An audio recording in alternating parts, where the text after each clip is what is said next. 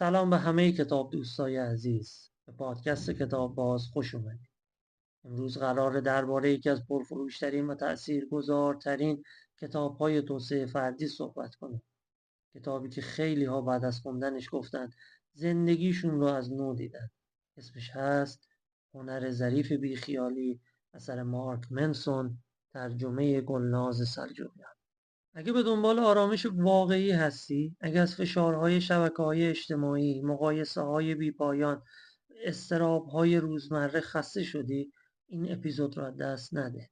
چون قراره با هم یاد بگیریم چطور بیخیالی رو به سبک مارک منسون تمرین کنیم. نه بیخیالی بی‌مسئولیت، بلکه بیخیالی هوشمندانه. مارک منسون توی این کتاب یک حرف مهم داره. تو نمیتونی به همه چیز اهمیت بدی، پس بهتره انتخاب کنی به چی اهمیت بدی و به چی اهمیت ندی. بیایید چند تا از مهمترین درس‌های این کتاب رو مرور کنیم. 1. چرخه بازخورد منفی رو بشکن. منسون میگه اضطراب و نگرانی مثل یک چرخه معیوب عمل میکنه. هرچی بیشتر نگران باشی، بیشتر احساس بدبختی میکنی و راه حلش فقط پذیرش واقعیته. قبول کن که همیشه همه چیز عالی نیست. 2. ارزشات رو باز تعریف کن. خیلی از ما دنبال موفقیتیم اما نمیدونیم موفقیت یعنی چی. منسون پیشنهاد میده ارزش هایی رو انتخاب کنیم که واقع گرایانه، مفید و قابل کنترل باشن. مثلا به جای اینکه بگی میخوام همه منو دوست داشته باشن، بگو میخوام با صداقت زندگی کنم. 3. نگفتن رو یاد بگیر. یکی از هنرهای بیخیالی اینه که بتونی به چیزهایی که برات مهم نیستن نه بگی.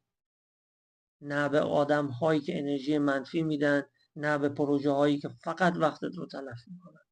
4. مسئولیت احساساتت با خودته. منسون تأکید میکنه که ما مسئول احساساتمون هستیم، نه دیگران. اگر چیزی ناراحتمون میکنه باید بررسی کنیم چرا اینطور شده و چطور میتونیم واکنش بهتری نشون بدیم. 5. شکست بخشی از مسیر موفقیته. برخلاف خیلی از کتاب‌های موفقیت که میگن همیشه مثبت فکر کن، منسون میگه شکست بخشی از زندگیه. باید باهاش کنار بیای و ازش یاد بگیری. در جمع‌بندی پایانی این کتاب منسون به ما میگه هنر ظریف بیخیالی یک دعوت به زندگی واقعیه. زندگی که توش قرار نیست همه چیز عالی باشه، اما میتونه معنا داشته باشه.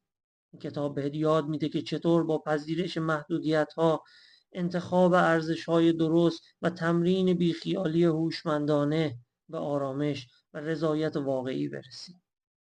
اگر از این اپیزود خوشت اومد، حتما کانال کتاب باز رو دنبال کن، لایک کن و سابسکرایب کن و نظرت رو برامون بنویس، چون خیلی مهمه. و یادت نره بیخیالی یک هنره، هنری که با تمرین بهش میرسی. تا اپیزود بعدی کتاب خوان و بیخیال بمون. ممنون که همراه من بودید. اینجا کتاب بازه.